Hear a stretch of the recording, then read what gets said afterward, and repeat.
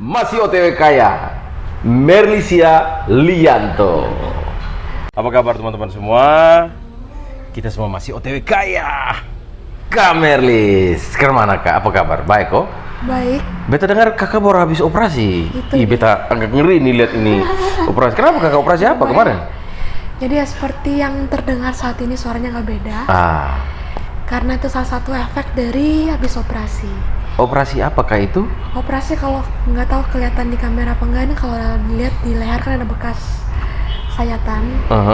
Jadi kemarin itu operasi di daerah leher di tiroid.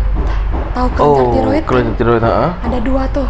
Nah, aku kemarin ada benjolan semacam tumor, jadi salah satu tiroidnya diangkat. Oh, tapi puji Tuhan sudah beres. Puji Tuhan beres kok. Tidak ada kendala ya. Oke. Baiklah, syukurlah kalau gitu. Ya makanya sekarang hari ini kita bisa ambil ngobrol-ngobrol sama-sama dengan Kak Merlis. Betul. Kak Merlis ya panggilnya ya? Merli aja. Merli. Kak Merli ini beta tahu pertama Kak Merli itu waktu siaran di radio SKFM. Iya toh, di SKFM. Terus dia bilang ini Nona siapa ya Nona ini? Waktu itu sama Claudia. Siaran pertama Claudia. Panggilnya Merli, saya bilang ini siapa Nona nih? Dan suaranya sih menarik. Saya akhirnya beta ketemu sama orangnya tidak. Terus waktu itu akhirnya kita ketemu bagaimana ya Kak waktu itu ya? Gimana ya? Ada acara bareng kok, sonde ya? Belum, waktu itu kakak kontak beta waktu itu mau desain gitu. Berarti emang pertama kali kontak itu buat urusan kerjaan ya? Oh, urusan kerjaan, iya. Kayaknya buat desain logo. Iya, desain logo, iya betul. Betul. Jadi kontak buat desain ini logo. Iya, logo, iya, CJS ya, CJS ya. Nah, akhirnya kan kita kenal sudah agak berjalan waktu. Beta melihat bahwa Merli ini adalah Kak Merli ini adalah seorang pribadi yang ya masuk dalam kategori beta sebagai woman empowerment. Jadi perempuan yang menurut beta bisa bikin inspirasi buat teman-teman yang lain gitu. Amin. Nah, ya itu menurut beta. Harap nanti kita ngobrol-ngobrol lah. Nah, tapi sebelum kita ngobrol lebih jauh, kira-kira Kak Merli boleh cerita dulu. Kak Merli dulu lahir di mana? Sekolah di mana? Ya, atau masa kecilnya kira-kira seperti apa? Coba. Lahirnya di mana? Di Kupang? Enggak. Jadi kalau lahir aku di Jakarta tanggal 17 Agustus. 17 Agustus. Mereka. Terus tapi lahir Jakarta cuma setahun langsung pindah ke Kupang. Jadi keluarga langsung balik kampung lah istilahnya. Waktu itu orang tua di Jakarta? Ya, jadi orang tua papa mama tuh merantau cari kerjaan di Jakarta. Jadi kurang lebih mereka di sana sekitar 10 sampai 15 tahun sampai akhirnya anak kedua yaitu aku lahir. Mereka balik ke Kupang untuk berusaha di Kupang. Kakak anak kedua ya? Jadi aku anak dari tiga bersaudara. Dan perempuannya berapa orang? Perempuannya cuma aku sendiri. Lagi-lagi perempuan. Oke, terus jadi basically dari kecil emang udah di Kupang. Jadi di Kupang nih SD? Dari TK. Oh, TK. Dari umur setahun di Kupang sampai SMP. Oke. Terus pas baru ke Jakarta SMA. Oh, SMA di Jakarta lagi. Terus kuliahnya aku lanjut ke Sydney. Oke. Terus sempat kerja juga di Sydney 2 tahun. Jadi kurang lebih di Sydney 5 tahun. Baru akhirnya mutusin balik ke Indo dan pulang kampung lagi ke Kupang. Ke Kupang. Iya. Kak, dulu itu tinggal di mana rumahnya? Masih sampai seperti yang di sekarang ini atau pindah-pindah? Jadi cuma pindah 2 kali sih. Pertama di Oebufu, kontrak rumah dulu aku ingat banget masih kontrak rumah. Terus sampai itu kumpul-kumpul uang baru akhirnya bangun rumah sendiri gitu ya. Kalau yang teman-teman SD, SMP dulu itu masih sering ada komunikasi sama mereka atau sudah sudah sekian lama ini mungkin sudah tidak pernah kontak lagi? SD kita ada grup SD sih, cuma jarang ngumpul sih. Ada beberapa yang masih kontekan. SMP juga ada beberapa. Tapi ya kontekan. Iya. Oke. Oh ya, beta mau kasih ingat bahwa kalau suaranya kecil seperti yang tadi Kak Merli bilang memang karena habis operasi. tolong dengar pakai headset supaya jelas ini orang-orang ini. Atau enggak volumenya dinaikin aja. Nah, tuh volume dikasih besar, begitu. Oh, jadi Kak kuliah itu tadi bilang di Sydney? Ya. Jurusan? Aku ambil finance, applied finance namanya. Jadi itu apa tuh? ya Kalau di Indonesia tuh seperti jurusan ekonomi. Keuangan. Oh, sekolah keuangan. Nggak tahu ya di sini jurusan keuangan nggak ya? Harusnya ada sih. Akuntansi? Bukan, beda. Oh. Akuntansi kan accounting. Ini finance. Finance tuh bahasa Indonesianya keuangan. Jadi aku ambil yang applied finance. Jadi terapan keuangan. Oh. Jadi yang langsung penerapan. Langsung penerapan. Itu ke real life. Berapa lama kuliah di situ, Kak? 3 tahun. 3 tahun. S1 ya. Oh, itu sarjananya namanya apa tuh? Bachelor of Applied Finance. Oh, tulisnya BSA. Bachelor of Applied Finance. Jadi BAF. B.A.Fin. Oh, B.A.Fin gitu ya. Bachelor of Applied Finance. Terus kakak bilang kakak sempat kerja di Sydney. Kerja apa, Kak? Jadi kita tuh kalau yang international students dapat kayak 2 tahun bisa kerja. Jadi aku pakai 2 tahun itu untuk kerja. Tapi di sana tuh cari kerja di kantoran susah banget. Karena kan banyak kan graduates international tuh banyak banget. Jadi first year-nya aku kerja di hotel. Jadi kayak pelayan. Sebentar. Ini kerja yang tidak ada hubungannya dengan ini. Nggak ada. Nah, kenapa kakak kerja waktu itu? Karena ya dibanding bukannya orang tua sudah kasih ini bulanan cukup gitu atau? Beda dong. Oke. Jadi, nah ini menarik nih. Aku sih prinsipnya mereka cuma tanggung jawab sampai aku S1 aja. Tapi setelah S1 tuh udah tanggung jawab aku untuk cari uang sendiri sebisa aku. Jadi begitu selesai kuliah langsung fokus cari kerja dan bilang ke orang tua udah biaya hidup nggak usah dikasih uang lagi. Oh, ini setelah lulus? Setelah lulus. Oh, bukan selama kuliah dan... Selama kuliah juga aku kerja. Kerjanya apa part time? Part time juga di restoran. Kerja di restoran, pelayan restoran? Pelayan restoran. Itu dari semester berapa? Itu dari awal masuk. Jadi dari awal masuk ya? Semester 1 aku langsung cari kerja. Orang tua tahu waktu itu? Semester 1 ya enggak. Salah. Year 2, jadi semester 3. Semester 3. Karena semester year 1 tuh full kuliah ya? Tidak. Nggak ada waktu buat. Orang tua tahu waktu itu kakak tahu. Oh, dia anak saya part time di sana jadi waiter gitu ya? Karena di sana tuh udah beta kalau national student wajar.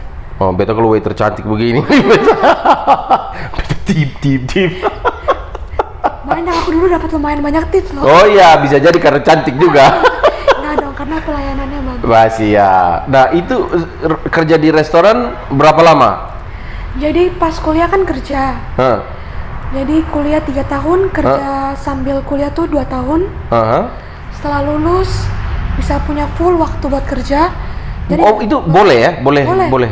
Jadi kita pas students itu tuh enaknya di Australia, kita dikasih kesempatan buat part time juga sambil kuliah. Dengan catatan waktu kerjanya nggak boleh lebih dari 20 jam selama 1 minggu. Oke. Setelah lulus malah kerja? Full.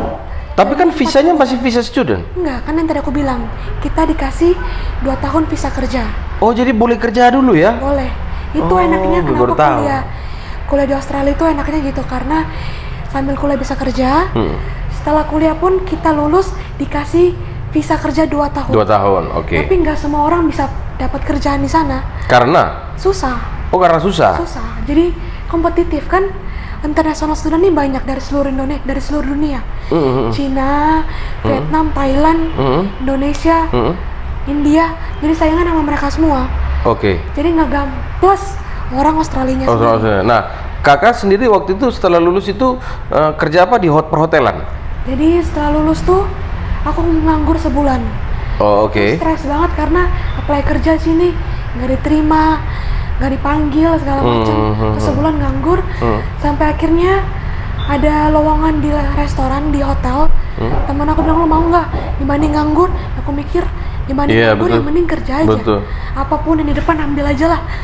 Tapi selama 2 tahun itu kakak kerja itu kan sebenarnya sudah selesai, kalau mau pulang ya boleh saja. Tetapi benar-benar 2 tahun itu kakak pakai untuk cari kerja, pengalaman di sana gitu ya? Karena nggak gampang untuk dapat visa kerja juga di sana. Kan banyak orang Australia, ada orang Indonesia yang mau ke sana buat kerja, buat apply visa kerja, itu tuh susah. Kita yang udah dikasih kesempatan kuliah plus dapat visa kerja ya pakai aja. Iya, kapan lagi juga kan? Pengalaman, Kapan lagi juga, Kapan itu lagi, pengalaman kan? yang waduh Pengalaman banget. gila. Dan Mantap. itu pengalaman yang benar-benar membentuk karakter aku sih. Betul.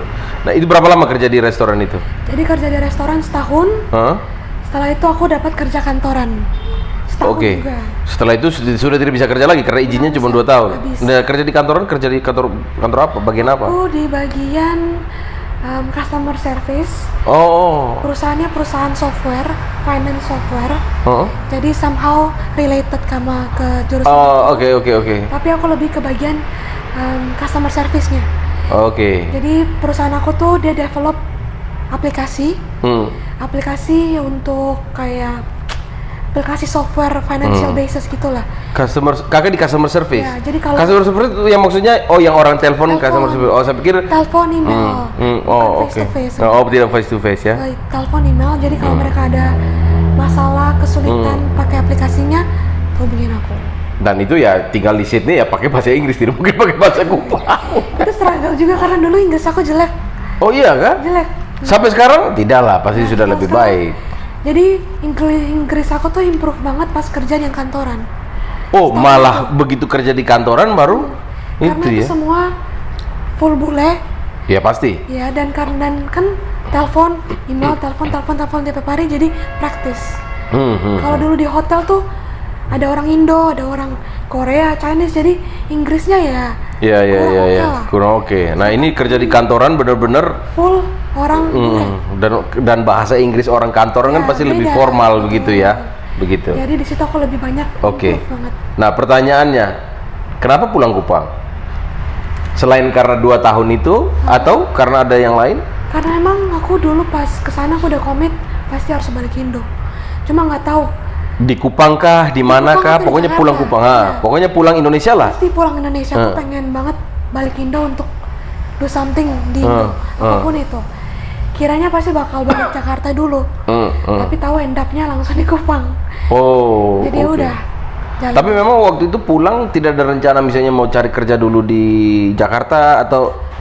Ada rencana buat cari kerja di Jakarta karena emang awalnya maunya Jakarta dulu sih. Cuma nggak tahu kenapa.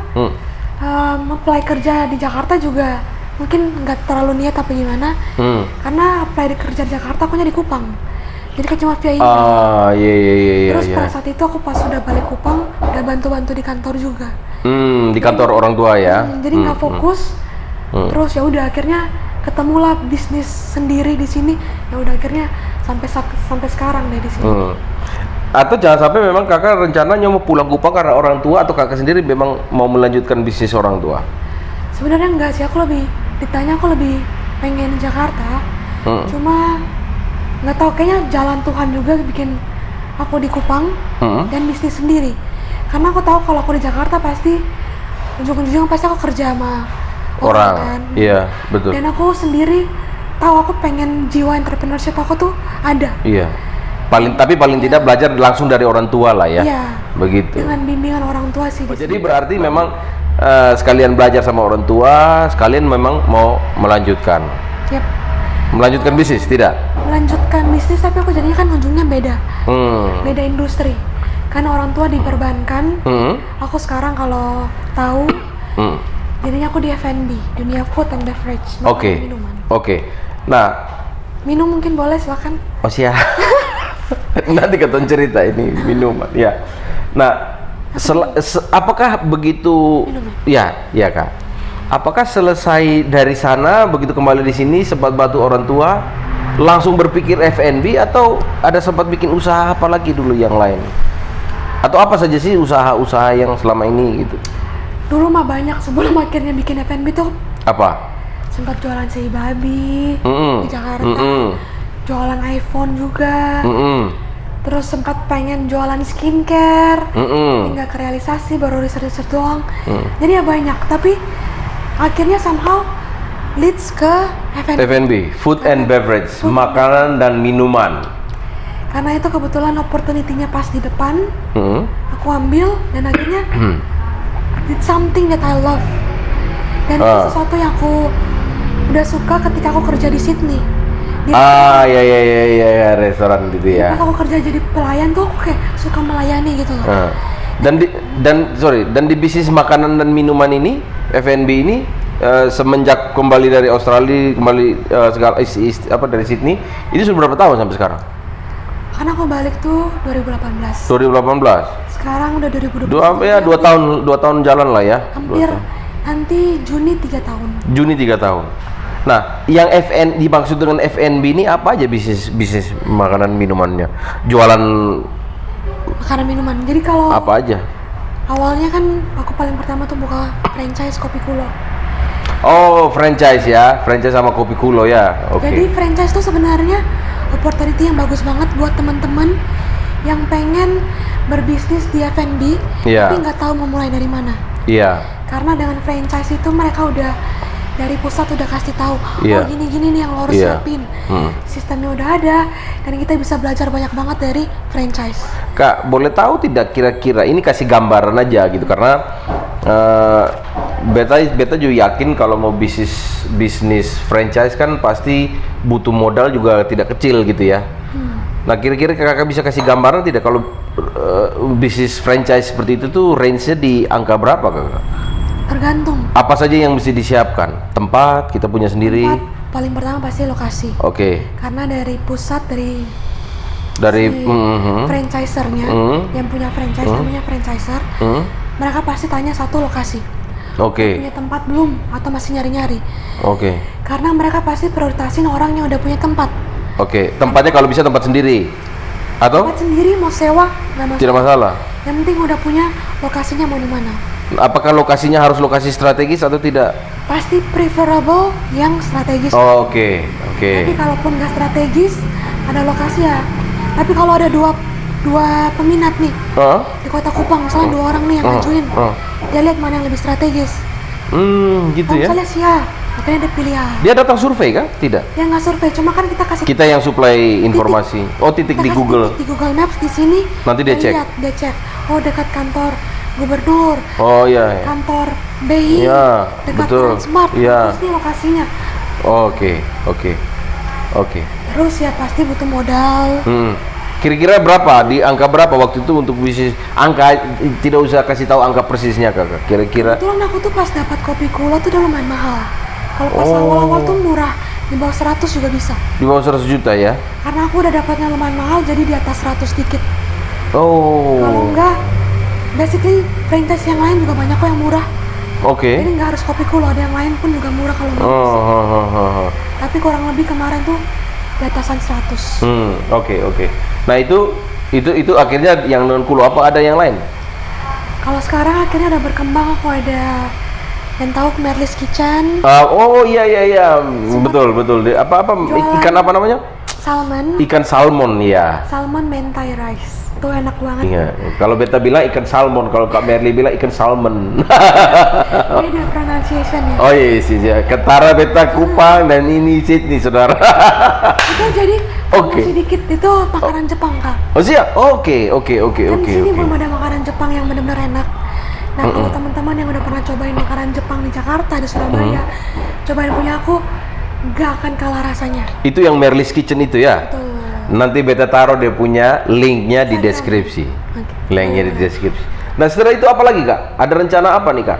Tapi kak, ini kan Kulo ini kan franchise, berarti dia ada masa berlakunya, maksudnya dia perpanjang per tahun atau per berapa tahun? Per 3 tahun, jadi nanti kelar nanti di bulan November 2021. 2021 November ini sudah mau selesai. Kakak ada rencana perpanjang atau tidak? Belum tahu, cuma nanti kita lihat ya. Karena aku juga kebetulan lagi bangun brand sendiri. Iya. Yang ada supply hot coffee-nya. Iya. Kalau nanti teman-teman ke Kopi Kulo di lantai 2-nya itu kita udah ada jual hot coffee.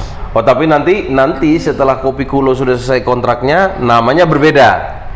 Mungkin ada arah-arah ke sana, cuma belum pasti. Masih kejutan, mau tahu. Tapi udah bisa coba cappuccino latte-nya di sini. Latte-nya ya. Oh, sekarang sudah bisa di ini ya, sudah bisa ya. Jual. Oke. Kakak usaha-usaha macam begini ya Ya maksudnya kita punya, kita normalnya kan kita punya orang tua pingin anak yang terbaik lah atau lebih baik lah daripada dia begitu, daripada orang tuanya begitu. Kita tidak bisa atur bahwa kita lahir dari orang tua siapa, ya toh. Terus kita mau jadi apa? Nah kebetulan Kak Merlis ini, kalau misalnya teman-teman sudah tahu ya, orang tuanya itu di bisnis perbankan. Jadi sejauh ini sih puji Tuhan keluarganya secara keuangan, secara finansial sih tidak ada masalah. Nah tetapi kembali banyak tidak sedikit juga orang yang punya latar belakang orang tua yang uangnya juga banyak ya, atau uang kaya, tapi dia malah tidak manfaatkan energi untuk yang positif seperti apa yang Kak Mary lakukan begitu. Nah orang tua bagaimana melihat itu? Maksudnya kenapa tidak lanjutkan saya punya usaha perbankan saja? Anak perempuan satu-satunya malah begini. Iya. Pivot. Iya, ini perbankan dia begini lari. Nah, itu ke mana? Orang tua ke mana? Jadi awal-awal sendiri aku pas mau ambil franchise ini aja tuh berdebat banget sama papa. Jadi benar-benar ditentang. Oh, khususnya bapak ya? Papa. Karena mama pasti dukung saja, atau? Mama juga skeptis, ragu-ragu. Oh, oke. Karena kayak ngeliat ini ada potensi nggak sih? Kayak lu serius nggak sih? Jadi sempat hampir batal tuh, aku udah kesel banget buat perjuangan ini udah hampir mau batal. Sampai akhirnya aku nangis, benar-benar nangis. Nangis ke pacar berarti waktu itu? Nangis ke pacar? Nangis ke papa dong. Oh, saya kira nangis ke pacar. Pas ke pacar sih. Waktu itu sudah ada pacar? Ada apa belum? Apa baru putus, lupa. Berarti peranan itu terlalu penting. Tidak terlalu penting. Ada pacar, nggak ada pacar nggak penting. Oh, siap. Berarti sekarang jomblo? Jomblo. Terus kak. Ya udah itu kayak berdebat. Jadi udah sampai mau udahlah, jual lah, udahlah. Kalau nggak mau, aku pakai uang tabungan aku sendiri. Nah, itu masih pas-pasan juga kan. Dan aku tahu bangun ini butuh modal yang lumayan. Iya, yang tidak kecil ya. Aku udah mikir udahlah, pakai semua uang tabungan yang ada aku jalan sendiri. Cuma akhirnya mereka lulu juga. Karena ngelihat aku benar-benar komit, benar-benar aku mau fokus. Dan akhirnya ya udah, mereka mau nggak mau pasti dukung. Bagaimanapun ya nggak dukung mereka pun, kalau aku udah kita anak-anaknya udah mau maju, pasti mereka akan dukung sih. Iya ya. Jadi akhirnya mereka akhirnya mendukung. Oke. Nah begini kak, itu tapi ada tidak kakak punya teman-teman yang ya boleh dibilang strata ekonomi, secara ekonomi itu mungkin sama, tetapi ketika dia mau berusaha malah ada yang tidak dukung gitu, ada tidak? Tidak dukung dalam hal keluarga atau dalam lingkungan teman-teman atau gitu? Iya, misalnya sekarang kan kakak akhirnya berusaha meyakinkan orang tua, dan akhirnya orang tua akhirnya mau kasih turun dia punya ego, dan dia bilang ya sudahlah, saya ikut kau punya kemauan, kau butuh apa saya support begitu. Nah ada tidak orang yang seperti kakak, yang dari strata ekonomi seperti kakak, tapi orang tuanya tetap bekancing, orang tua bilang hey tetap sonde akan kasih lu lebih lu ke beta, ada tidak kayak gitu? Ada sih. Akhirnya dia tidak bisa ada juga ya menjadi dirinya sendiri kan.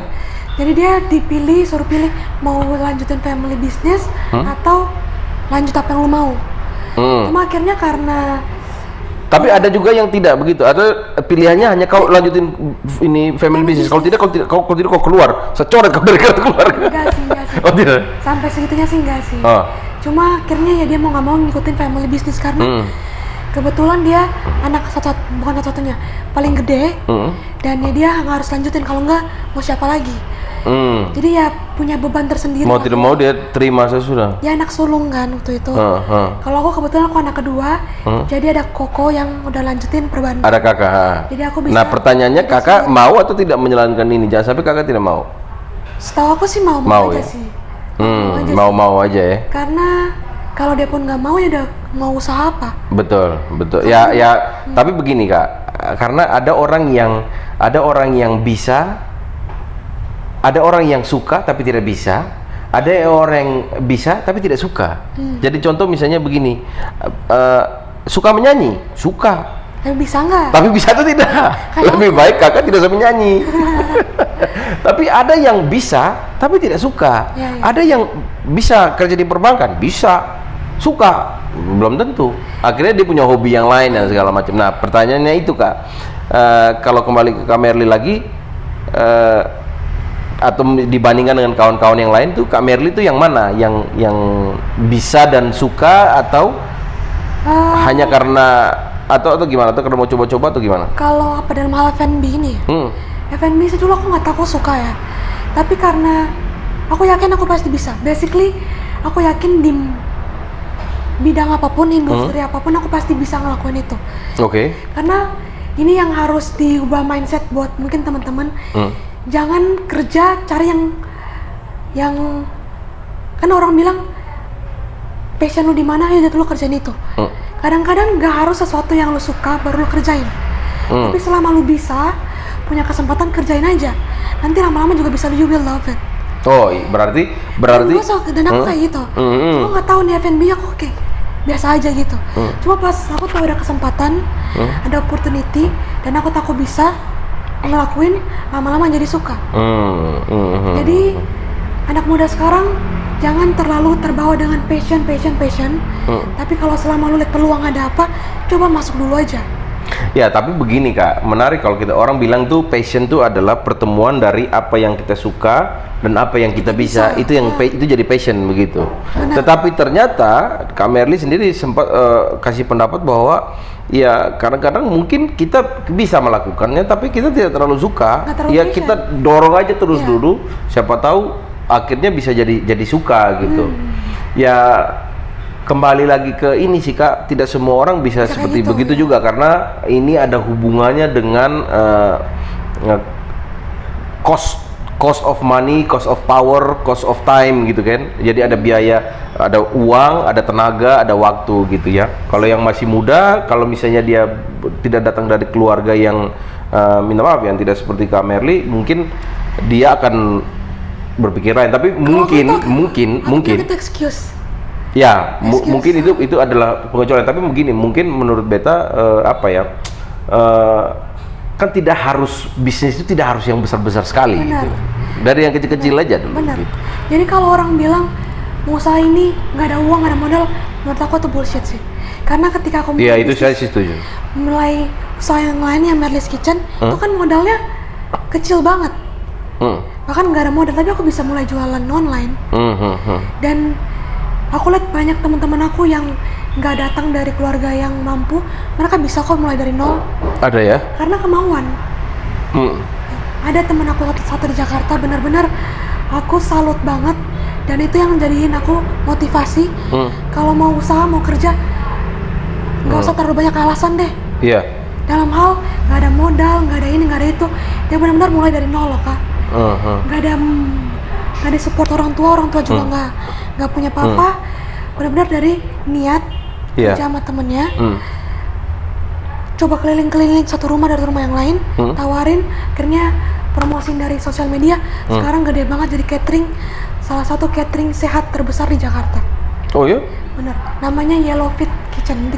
Jadi Yellow Fit Kitchen, jadi dia ini teman aku dari bener-bener nol. Benar-benar nol. Keluarganya bukan keluarga orang, keluarga biasa berada, dan sekarang dia bisa beliin apartemen, mobil.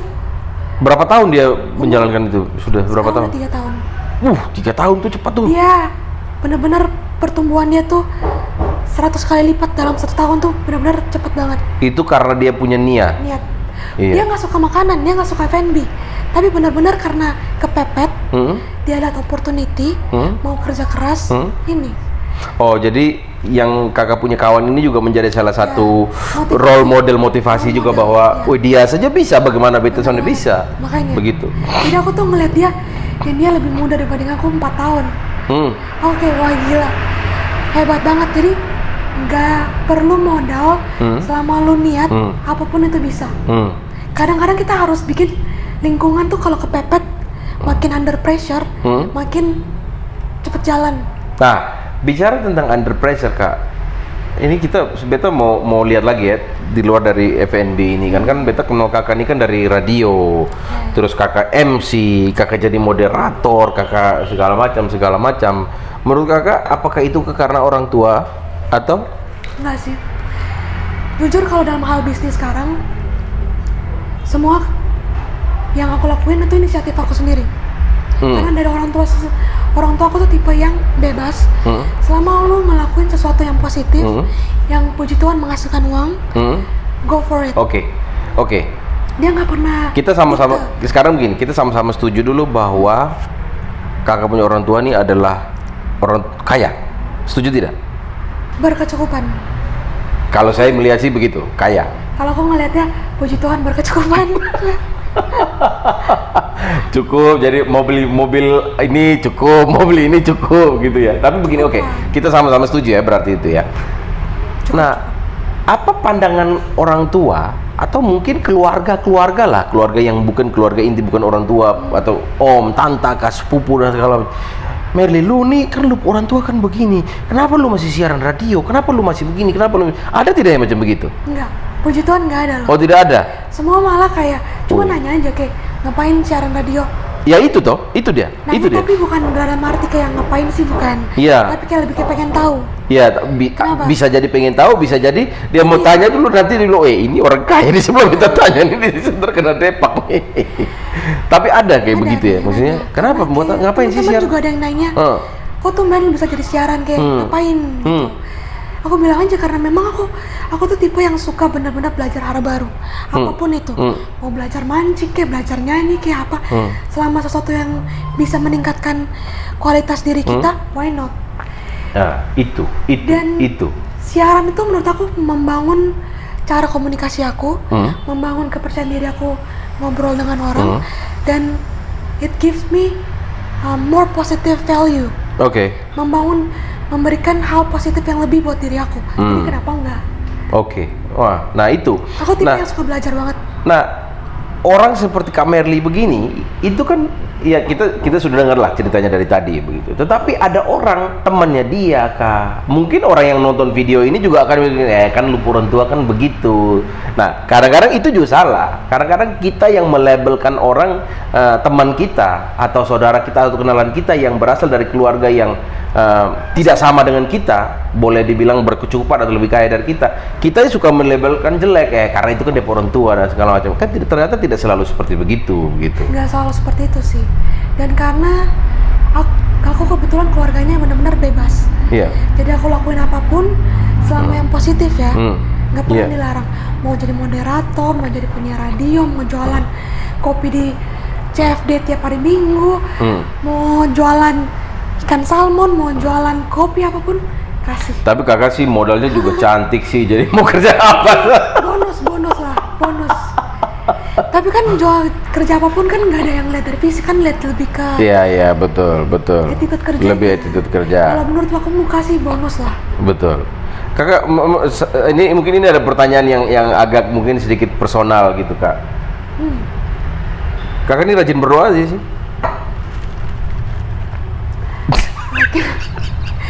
Akhir-akhir ini agak bolong-bolong. Oh, tapi begitu. tadi malam berdoa. Oh, oke, sudah oke. Itu sudah mau tanya lagi. Tapi aku yakin mamaku selalu doain aku tiap malam, nggak pernah. Oh, begitu ya, orang tua biasa begitu tuh, Kak. Orang tua biasa ibu begitu. Tuh paling manjur. Jadi anak-anaknya kadang lupa doa, tapi begitu. Doa ibu yang selalu jaga kita. Sukses menurut Kak Merly toh? Definisi sukses ya? Menurut Merly Sialianto. Kalau aku definisi sukses tuh ada dua hal. Oke. Dalam segi personal dan juga dalam segi finansial. Di dalam finansial dan personal, oke. Jadi kalau finansial itu kebutuhan aku secara individu udah bisa aku penuhin sendiri tanpa bantuan orang tua. Itu sukses. Ya kalau aku udah bisa memenuhi diri aku sendiri, dan akan lebih bagus lagi kalau aku udah bisa memenuhi kebutuhan orang tua. Iya. Aku sih targetnya pengen kayak gitu. Aku bisa mungkin suatu saat bawa orang tua aku pergi jalan-jalan atau beliin mereka sesuatu yang quiet, on my own. That's my goals. Oke. Terus dalam hal personal adalah happiness. Jadi ya tentu kita punya cita-cita dalam hal berkeluarga. Aku udah sukses kalau aku udah bisa sukses, udah bisa punya keluarga, punya anak. Dan di satu sisi juga bisnis aku bisa jalan. Oh, oke. Di titik itu aku udah merasa aku udah puas banget. Jadi sudah ada calon nih? Belum. Ini kan kita bahas bisnisnya. Oh, bahas bisnis. Iya tuh kan katanya berkeluarga tuh. Oh, berarti kira-kira kalau misalnya berkeluarga Kak Merly kira-kira pengen punya anak berapa? Kira-kira Aku pengennya 3, sekarang 2 aja kayaknya. Oh, sudah berkurang. Nanti jangan sampai tahun depan 1 lagi. Udah lihat cici ipar aku punya 2 anak kok, cukup privilege. Oh, 2 anak saja sudah cukup ya? Karena aku pengen ngurusin full time juga sama mereka. Oke, terakhir Kak. Ini terakhir. Apa pesan Kak Merly untuk orang-orang yang di luar sana? Saya yakin Kak Merly juga pasti menyadari ada orang-orang yang seperti ini. Orang-orang yang malas. Yang sudah malas, orang tuanya tidak seperti Kak Merly. Jadi udah malas, terus orang tuanya ya bukan orang tajir, bukan kaya, tapi malah malas. Atau malah orang tuanya cuman bukan bisnis apa, kayak misalnya ya pejabat, hanya ya kepala bagian apa, kayak kepala dinas kayak apa gitu, tapi malasnya minta ampun dan bergayanya minta ampun gitu. Nah, kira-kira ya kadang-kadang kita melihat itu sebagai bergaya karena ya lu gaya pakai plat merah, nah lu gaya itu lu bapak punya jabatan dan segala macam. Nah, ini jelas bapak orang tua di perbankan, tapi dia mau berusaha. Apa pesan kakak untuk mereka? Pesan aku ini nyangkut dengan tadi yang kakak bilang. Kita kalau terlahir kita nggak bisa pilih keluarga kaya, keluarga miskin. Tapi menurut aku ketika kita mati, kita bisa pilih mati miskin atau mati kaya. Albert Einstein, Bill Gates. Nggak tahu itu siapa. Itu Bill Gates yang ngomong. Kalau lu lahir miskin, itu bukan lu pun salah. Itu udah bukan salah kamu. Tapi kalau lu mati miskin, itu jelas lu pun salah. Yes. Jadi kalau terlahir menurut aku ya, aku tuh malah mikir loh, terlahir dengan keluarga yang berkecukupan, jujur aku full of pressure. Beban. Aku malah pengen terlahir dari keluarga biasa-biasa aja. Bukan berarti aku nggak bersyukur dengan keluarga yang sekarang, tapi ketika aku terlahir dengan keluarga yang lumayan berkecukupan, it give me pressure untuk stay on top or even better than that. Untuk harus tetap berada di titik yang atas dan harus bisa lebih lagi. Karena kan orang-orang udah lihat nih, kayak wah lu anak orang berduit nih, masa lu nggak bisa pertahanan itu tuh nggak bisa jadi lebih kaya. Betul. Tapi kalau aku terlahir dari keluarga biasa-biasa aja, aku nggak punya pressure itu. Jadi tidak ada tekanan gitu ya? Tapi malah aku punya motivasi yang lebih untuk mau jadi kaya. Karena kalau sekarang nih jujur, motivasi untuk mau jadi kaya tuh kurang. Tapi kalau ketika aku jadi terlahir orang miskin, aku yakin 1001 kali lipat aku pasti akan lebih cepat daripada sekarang. Karena pressure-nya lebih banyak, motivasinya lebih kuat, pengen kaya gitu loh. Pengen sukses, pengen bahagian orang tua. Karena kan sekarang bisa dibilang orang tua udah bahagia, udah punya segalanya. Jadi terlahir dari keluarga manapun, jangan pernah salahin orang tua. Kalau terlahir dari orang berduit, bersyukur, dan jangan jadikan itu, jangan malah leha-leha. Tapi jadikan itu harus lebih baik dan jangan sampai lu turun. Betul. Lu harus mempertahankan dan harus bisa lebih baik daripada orang tua. Tapi kalau terlahir dari keluarga yang tidak berduit pun juga nggak apa-apa. Lihat positifnya adalah lu nggak punya pressure untuk harus kayak sukses gitu loh. Karena kan nggak ada standarnya. Tapi malah lu punya motivasi lebih untuk membahagiakan orang tua lu, untuk membuat orang tua lebih bahagia. Harus bikin dia jadi lebih senang. Gimana? Mau jadi sukses. Siap. Jadi kalau ditanya, gue pengen lahir lebih agak dan kayak gini juga lah. Tapi begini Kak, maksudnya gini ya. Bersyukur lah. Tapi tuh sekarang tuh beban banget loh. Ya setuju. Tapi memang kan memang bahwa gini, punya banyak uang kan tidak menjadi ukuran bahwa kita bahagia atau tidak. Orang bilang money cannot buy everything. Money cannot buy happiness. Tetapi money dengan uang bisa bikin franchise, bisa beli mobil, bisa beli ini, bisa beli itu, begitu ya. Tapi kembali ke Kak Merly, kami tadi bilang bahwa tidak melulu hanya uang. Kaya itu senang. Seperti channelnya ini kita OTW kaya, semoga kita semua cepat kaya pun. Kaya dalam hal ini tidak berarti kita hanya selalu punya uang. Buat apa kita punya banyak uang tapi kalau kita sakit? Buat apa kita punya banyak uang tapi kalau kita gila? Buat apa kita punya uang kalau kita tidak punya waktu buat pasangan, buat anak dan saudara-saudara dan segala macam? Buat apa punya banyak uang kalau kita nggak bisa bantu orang lain juga? Buat apa banyak uang kalau tidak bisa bantu orang lain? Kalau nggak bisa jadi berkat buat orang lain. Buat apa? Betul. Kalau tidak bisa jadi berkat buat orang lain. Aku jujur kenapa aku pengen banget jadi pengusaha? Karena aku bisa kasih lapangan kerja buat teman-teman. Jujur, staff-staff di bawah aku, mereka semua, puji Tuhan hidupnya jadi lebih baik. Ada yang sampai bilang, Kak, bersyukur banget kerja sama aku karena dia bisa beli emas buat mama. Oh ya? Dia bisa tabung beli emas buat mama. Jadi sekarang mama dia punya tabungan emas. Punya tabungan di kita juga. Dengar kayak gitu tuh benar-benar bikin bahagia dan bikin motivasi. Jadi kenapa? Gila. Menurut aku dengan kamu jadi pengusaha, lu bisa jadi lebih berkat buat banyak orang. Apalagi buat orang-orang yang bergantung sama usaha kamu. Nah itu, jadi kalau bikin usaha jangan setengah-setengah, apalagi kalau sudah ada karyawan. Nanti lu setengah-setengah usaha, kasihan orang yang sudah mau mengandalkan kerja yang dengan kamu itu, baru kamu malas-malasannya setengah-setengah kerja. Begitu. Betul. Jadi ya ini anak orang kaya tapi dia masih mau kerja. Begitu. Kamu bapaknya cuman baru kepala dinas itu bergaya petante-petente pakai plat merah. Lu siapa? Gak apa-apa lah, asal jangan malas. Iya, tapi maksudnya begini Kak, kayak seperti Kak bilang tadi, kita bergaya sesuai dengan kemampuan kita dan segala macam. Jangan berlebih lah. Jadi jangan sampai lebih besar pasak daripada tiang. Jangan lebih besar pengeluaran dibanding pendapatan. Dan harus tekanin anak muda dari zaman sekarang harus menabung. Kita nggak pernah tahu nih. Betul. Tahun depan orang tua masih ada apa enggak? Iya. Nggak pernah tahu. Bulan depan krisis ekonomi atau gimana? Kita nggak pernah tahu. Jadi harus menabung dari sekarang. Menabung, jangan pansos. Oke, itu Kak Merly. Waduh, terima kasih sekali. Kita sudah ngobrol banyak sekali ini. Menurut Beta ini semoga menjadi pesan yang bermanfaat buat Beta, buat ini orang-orang yang ada di luar sana yang nonton, yang kita semua masih OTW kaya. Oke, itu saja dari kami yang ada di sini, Beta Paparaf. Ini ada Merly Sia Lianto, dan kami doakan semoga kita semua cepat kaya.